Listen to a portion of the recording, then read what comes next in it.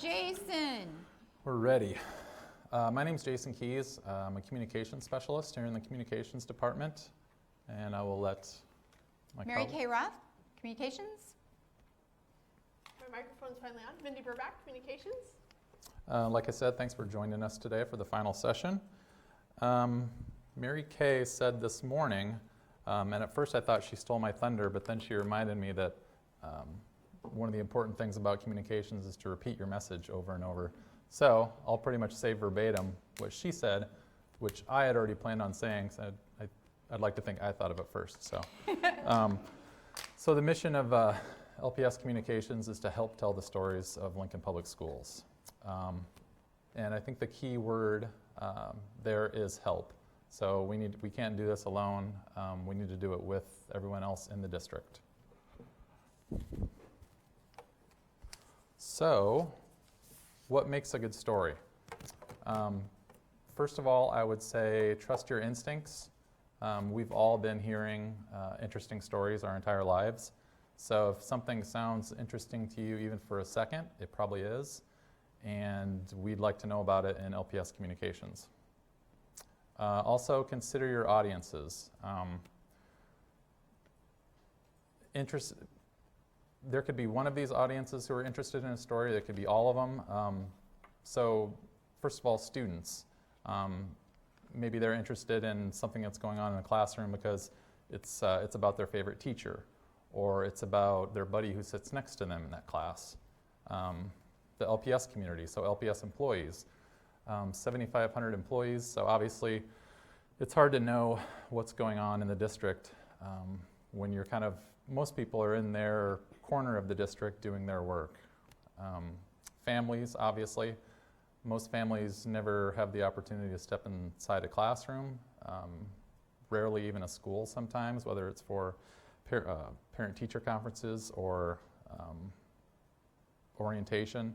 So they might not have a really good idea at all what goes on in the classroom, and they're probably not getting it from their own son or daughter either, that's for sure. So, all of the three of us all have experience in the real world of journalism. We've all worked for news outlets, and so sometimes it's almost like you have a sixth sense of what a good story is.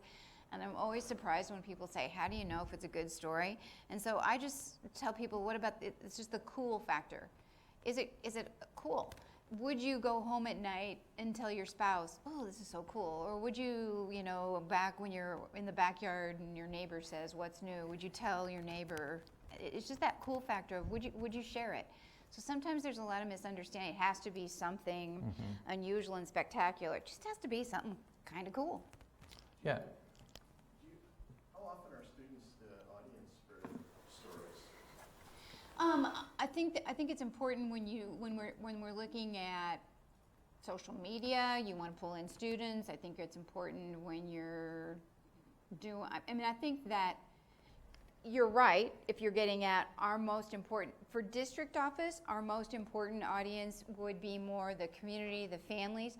But if you're, for instance, working in a school and you want to share stories, certainly students would be your audience. Perhaps not in district office where we work, but I think that when we're talking to school people, they have to remember kids. I think an unintentional audience, time when students are the audience, or when we're featuring some of those programs in our high schools, and maybe they're looking at, what am I interested in as a middle school kid? What kind of school am I interested in? Some of the unintended consequence would be, the stories about the focus programs, the Career Academy, different schools and the programs they offer, like the junior ROTC. I think that's a time when the students are our unintended audience, but it's a bonus audience. And Gary, I also think that it's important that we build future citizens of Lincoln that care about fill in the blank. And so I do think it's important, but if I'm in district office doing communications, they're not my most important audience. And kind of like we just said here then, the Lincoln community, obviously, as far as being a major audience, 75% of people in Lincoln don't have a child in the school system right now. So important to share those stories. When I grew up in Lincoln, Nebraska, 2/3 of the community had kids in school, which was like, I'm a baby boomer, and that was a long, long time ago. It's just incredible how that's totally flipped. So sometimes it's obvious if it's a good story. There's a few examples that we worked on this year. So on the left there, we'd put out a call just before graduation to the schools, to the high schools, any interesting stories about any graduating seniors. And this was one that came back, and this was oh, that's really cool, and most people could spot that right away. She was an ELL student who came from Iraq 3 years ago. She couldn't speak English when she came, and then by the time she graduated, she was in all AP courses, including AP Lit. So that's kind of a duh. That's interesting. Or if there's a teacher who wins a state or national award, that's easy. There was a teacher from Moore Middle School who won State Art Educator of the Year, so that's pretty obvious. And then something similar at the bottom there was a alum who came back to speak at Lincoln High who was a published author and had this amazing life story. So And she shared that was pretty easy. Students, so it was a full circle. Yeah. She was giving back to her school community, and so that made a really good educational tie to that story. In addition to, here's an alumni who's doing great things, but she's also passing it on to the next generation. And here's the important thing to understand when you share stories. So here's just an example of 3 really interesting stories. They're just really interesting stories. But if you notice underneath them all is look at what Lincoln Public Schools did for that student. Look at the caliber of teachers Lincoln Public Schools has. Look at the graduates that come back and they're so incredible. So you're telling those wonderful, really cool stories, but underneath are those messages that go out to our community about we have an incredible school system that does wonderful things, great teachers, great students, great grads. And to follow up too, as far as what you said about your question about students being an audience, maybe not primary, but like in the case of the North Star, there's a tight-knit ELL group at North Star, a group of students, and I know with this story, it really. You should tell that story. Okay, yeah. Tell the story. So I went and well, this was actually for a different ELL story, but it proves kind of the same point. But I was at North Star, just observing an ELL class, and I wrote a story about it, and actually I'll talk about that later too. But anyway, it does fit in now. Okay. And I wrote the story, and it worked out really well. And the headline was North Star ELL students experience life in Nebraska or something like that.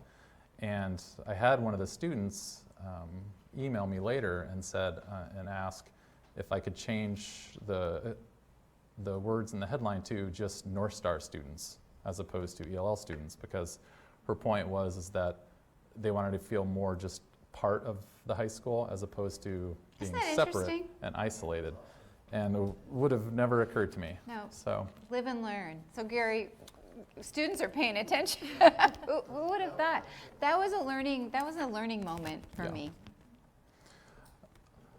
So sometimes it's obvious, like those, and sometimes it may not be obvious. So the story on the left there, it was just a story about a math lesson for second graders in an elementary school. Most people would have just thought it was a pretty traditional math lesson. Probably nothing really unique about it, but then you stop and you remember how long has it been since most people have been inside a math classroom, much less a second grade math classroom. So that's part of that important piece as far as, if you can, as much as you can, kind of stepping out of yourself and trying to see it through other eyes. Like, okay, I'm around this every day, or I'm in a school every day, but most people aren't. The story on the upper right, it was just a sweet little story about 2 middle school boys who kept going back to volunteer at their old elementary school. They didn't have to do it, but they kept doing it just because they loved being around the kids. And I think one of their quote was, "It's just nice to give back to our old elementary school." But Such a sweet story. yeah, again, it's something though that may not seem earth-shattering, but it really helps illustrate. We talk a lot too about how a lot of times we think kids these days get a bad rap, and you hear about so much of the negativity about kids, but it's stories like that that can really help shape that narrative and turn that around. And then the bottom right one was a really cool one that, again, we wouldn't have known about if the teacher hadn't taken the initiative to let us know. So there's a math teacher at Scott Middle School who brought in a accident reconstruction officer from If you didn't see this is one of my favorite stories of the year. Yeah, from the Lancaster County Deputy's Office, and she did a whole math lesson with the deputy, where they measured tire marks from the cruiser that they brought out in the street, slammed on the brakes, and I didn't understand it, so I can't even really explain it. But I mean, talk about a hard audience, middle school kids. They bring the Yeah. middle school kids outside. mean- You know, they've got the car skidding, and then they've got the kids measuring and trying to figure out all these things. What an incredible lesson! And yeah. And it was the teacher who. and then the sheriff about it. guy was Yeah. like the best teacher. Yeah. He was amazing. Yeah, so that was, again, it's not only cool, but then it also, and it's not only unique, but it also helps that underlying message of kind of the innovative teaching and that's going on in our schools. I think so many times you'll see it on social media. Oh, this new math they're teaching is not teaching common sense. Oh, this new whatever, they're not teaching the way they used to teach me in school. And we actually are. We're just finding innovative ways to do it. And if we can show the ways that we're teaching it, I think there was a math lesson and one of my friends said, oh, well, that's how I was doing it in school and I was told I was wrong, but now you're saying that's right? That's so much easier for me to understand. And I think it shows parents that new math really isn't new, it's just a different way that we're thinking about it. And it gets rid of some of those myths and those misconceptions of that we're changing education, that we're changing it for the worse and we're not teaching common sense. It shows parents that what we're doing is not strange, we're not hiding our curriculum, it's not a big secret. We want you to know what we're teaching your child so that you can also have that active and be engaged in their education. So these stories are a way to showcase what we're doing. We're not hiding what we're doing. It allows parents into those classrooms, and it's not a big mystery anymore, and then they're supportive. How do you guys get those stories? I'm sorry. Oh, that was going to be my question too, is how do you find out about some of these less obvious? You guys. 7,500 people of the district. Well, it's one of our key messages today, and continuing on. We can't know. We have a relatively small communications department, and so we have to have eyes and ears in all the schools. And we're not in the schools. And we're often. not in schools. And if you work at district office, a lot of you have kids in school. You just hear things. A lot of you know teachers. So we rely on you to share. We always present to principals saying, please keep your ear to the ground. But one of the messages today, and I will repeat it a couple times during this session, is what happens is we'll say, tell us cool things going on in your school, and you'll tell us about Harvest Festival, and you'll tell us about those activities. The best stories in your schools are what's going on in the classroom, and it sounds boring a lot of times if you're in the classroom and you're doing it, and you don't realize how cool it is, the way you're teaching and the wonderful, unique ways that you're presenting it. We had a group of kids present to the board. We do a student board presentation, and one of the teachers in high school was using super figures and Superheroes. comic books to teach statistics, and it was so fascinating. We brought it and we featured it at a Board of Education meeting. So they're happening, but those are the hardest stories for us to get to, is what is going on inside your classrooms. So we're spreading that word. It is actually one of our main goals this coming year, is to get more classroom stories. So we have to have people tell us. But 3,500 teachers? 3,500 teachers. And we can't make it to everything, but we try our best. And what really helps us is that if we can't make it to that story, we'll ask the teacher to write us a paragraph, explain what's going on, and then send us a picture. And then we're able to, it doesn't have to be a lot. If we can't be there to do the story, just sending a picture and a paragraph will help us spread the word. And so that's how you guys can help us. But really it's crowdsourcing again. It's that you guys were asking for your help to let us know about those stories.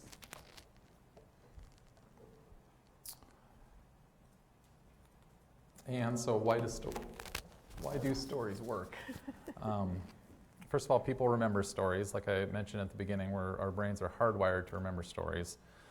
They can create a sense of community, which we've talked about a lot, not only within schools and within groups, but also just in of the district as a whole. And they can help shape the narrative. And a couple good examples from this year, the two pictures there. The one on the right is actually from the ELL story that I mentioned before, from the North Star students.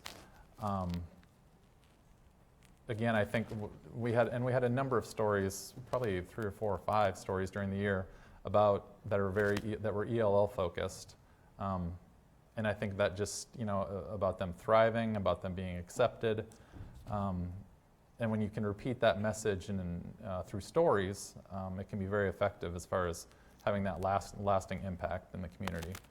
And then on the left was from a really neat story we did about some kids from Yankee Hill Education Center. Oh, sweet story. Yeah, so we've done, just in the last couple months, we made a point of doing probably 3 or 4 different stories about Yankee Hill, and knowing that most of Lincoln probably either doesn't know it exists or know very little about it, or have just very negative connotations probably of the students who go there. And the story, the photo there is a group of students who made book boats, which I didn't know what they were, but essentially they're plastic tubs that these preschoolers sat in and they read, and they had their names on them, and they decorated them with stickers, and then the Yankee Hill kids delivered the book boats to the class and read to them. Again, it's just a side of these students and a side of Yankee Hill that most people have never seen. So, and I think when you repeat that kind of that good news, those good stories, I think it can have a lasting impact.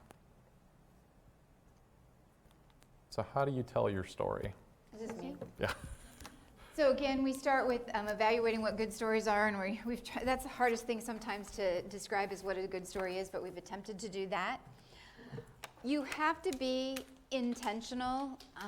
When a school says to me, how do I get on the news, or how do I get on your webpage, I say it doesn't just happen accidentally. The schools that are on our website the most, or who get in news media the most, are the ones who are very intentional in how they're going to do that. And it happens in a lot of ways. Sometimes it's simply a principal who's going to pay attention and says, I'm going to pay attention this year. We had a principal a year ago who had I don't know why, but schools seem to cycle through having a hard time. So one year, one school will just tend to be hit. So in the next year, that principal said, I'm going to give you so many positive stories, you're not going to know what hit you. And this year, that middle school principal fed us good story after good story after good story, and they appeared again and again and again. No accident. He made it a priority to do that. Some schools will say to a certain person, library media or office person, you are in charge of keeping your eyes and ears open for good stories that are happening in our schools so that we can share them with the communications team at LPS. So it's fine to say, oh, let's everybody look for good stories. It usually doesn't happen unless somehow you are intentional about it and you come up with a system to do it. If you see the schools that are intentional, those are the schools that are successful in getting those good stories out. Relentless and persistent. You might give us 3 great stories, and for whatever reason, we are just underwater. There are so many things going on. So I say to you, just because you give us 2 or 3 good stories and we haven't actually made it out there, please know, just keep giving us good stories, and the ones who are persistent and relentless are the ones that are going to end up sharing more stories. I wish we had 60 people in communications, 1 for every school, and we just don't. But we do our best to get out as often as we can. And more, as Jason mentioned, more and more we can say to schools, please take some pictures, send it to us, please write us a story, and we will be glad to share the word. Used to be, oh, how should we share it? There are so many ways to share anymore, and if somebody says to me, what's the right way to share it? I just say the right way to share it is to share it. So, for instance, if you have a great news story and you really have incentive and you want to go straight to news media, if it's a good news story, we're fine with that. Please let us know. But how is the best way to tell a reporter? There is no best way. You can tweet it out, you can send them an email, you can call them, just so you let them know. We ask you that when you share stories with news media, you let us know. Just because inevitably there'll be a story and then somebody will call us and say, hey, that was a great story, and when we don't know about it, it's embarrassing, or especially if something goes wrong. So all we ask in a good news situation is just let us know. Lots of people don't want to bother with trying to notify news media on their own. If you let us know, we'll handle all of those pieces for you. We are glad to do that heavy lifting and let news media know. So how to tell your story, lots of ways. We live in a world, I continue to be amazed at the world we live in, that there are so many ways to tell our story. When I went to work for Lincoln Public Schools, which was, it's not forever ago, it was 18 years ago, when I walked in, I'm guessing 80 to 90% of my communications was print. If you can believe that, 80 to 90% was print. My guess is that today, 10% of what we do is print, because there are so many other ways. We've got website, we've got video, we've got podcasts, we've got social media. We have very good relationships with news media to let them know what's going on. So we're in a world where there's so many ways to tell our stories. We have 7,500 people who work for this school district who could tell us about good story ideas. We have people in 60 different schools, almost 60 different schools, where we are rich with story ideas. So many ways to tell them, so many story ideas. We just have to know about them.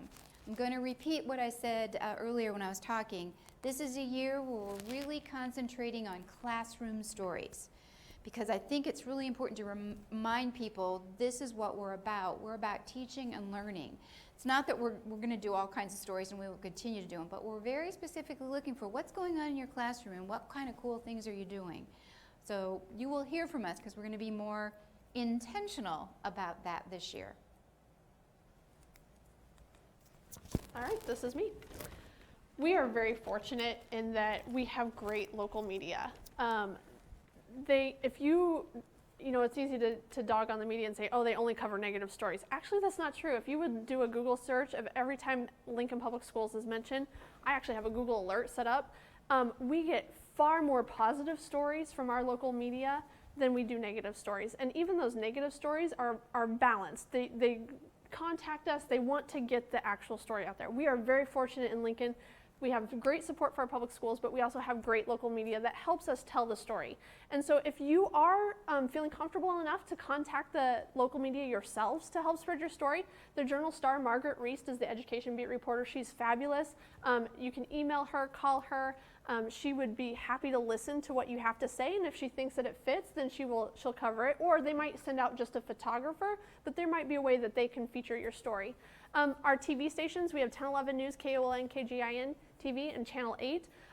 They both do a great job. Channel 8 actually does an Excellence in Education, where they feature a positive education story every single day. So they are constantly calling us, asking for story ideas. So other communities would not believe that we have a TV station that wants to do a positive education story every day. That's just unreal. That's unreal. We have friends here from Omaha, and they can probably tell you that that does not happen. Our radio stations are doing even more. They're calling, and you have to understand the media are different. So a newspaper might call you on the phone, or they might come out and do the story. TV, they need video, so they're going to come out, they're going to do the story, they're going to interview you, one or two people, they're going to need supporting video. It can't just be talking heads, they're going to need video of the action. Radio, however, they can call you over the phone and interview you, they'll record it and they'll run it. They might also invite you in to be a guest on the radio station for a show. We've had that happen where they've sat down as a studio guest for an hour. So we have really great contacts at the radio stations. And this is that step too.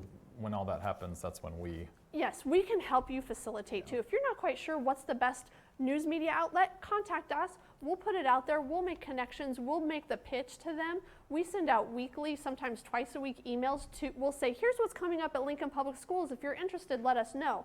We keep a running list of story ideas for media, because if it's a slow news day, it's not unusual for me to have 3 or 4 reporters saying, hey, what do you have going on today? Or what do you have going on this week that we could cover? And we can pitch them several ideas. So it's nice to have those in our bank as well. When it's a slow news day and they're looking for a story, we can say, well, we've got this, this, and this going on. Take your pick. They appreciate that. And it's a great way for us to build that relationship. We really have a great relationship with the media. We are very fortunate. There's a great trust there, and so it's been fabulous to work with our media, and they really will help us tell our story. And sometimes they have fun ideas, so it's not unusual for us to call you and say, hey, this media partner wants to do a story on this, can you help us out? And that's not unusual either, so. Thank you. Any questions? Any questions on telling your story? I think this is the first session I've done today that's ended early, so. We will send you, if you've registered, we'll send you all a survey, but if you didn't register, please feel free to go on our Keyword Say What website and do a survey for us to tell us how we can improve doing this conference. We're so grateful that you spent some time with us this morning. Thank you. Go out and be ambassadors for Lincoln Public Schools. Thank you.